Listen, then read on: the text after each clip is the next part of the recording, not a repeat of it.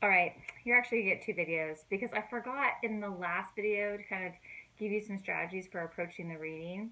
And what you want to do with the reading is you really want to make the reading work for you. So what I mean by that is you can approach it several ways. So you could, before you look at the lecture module, you could look over the assigned readings, just kind of skim it, get a sense of like some of the main people, the period that it's in, main ideas, and then that way when you get to opening lecture module, some of those things will sound familiar. Oh, right, yeah, I remember reading about such and such or this place, what have you. The other way you can do it is you could sit down, read the readings, take notes, right? Be pretty thorough in your reading, and then do the lecture module.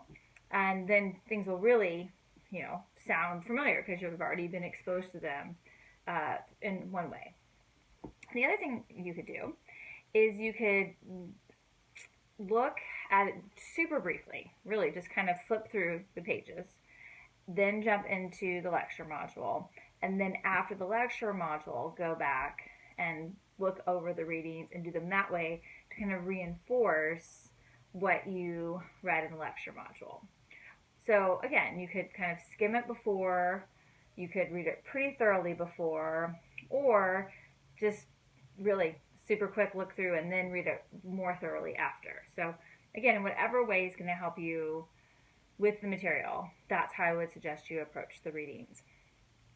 Now, one thing I would do though, regardless of how you're approaching the readings, is when you're working through the lecture module, is I would have those assigned readings available to you, right? So that they're nearby, you can see them while you're also looking through the lecture module, because sometimes the assigned reading has more than we actually talk about in class.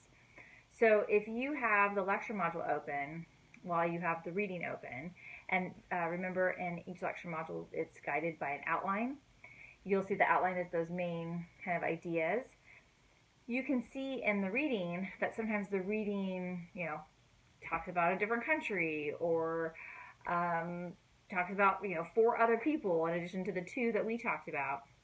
If that information isn't in the outline, then it's not necessarily going to be something that's on the exam. So it's creating a broader picture for you. It's helpful to give you those additional examples, but the exam material will come specifically from what's on those outlines and in those lecture modules.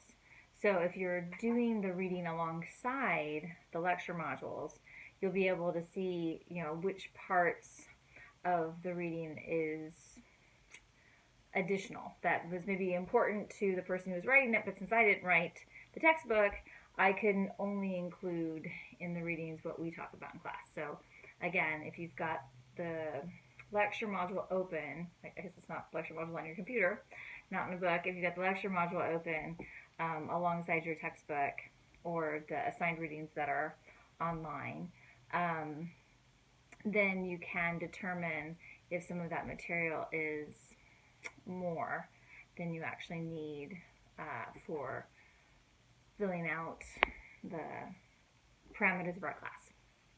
All right. If you have any other questions, you can put those in the discussion board. Take care.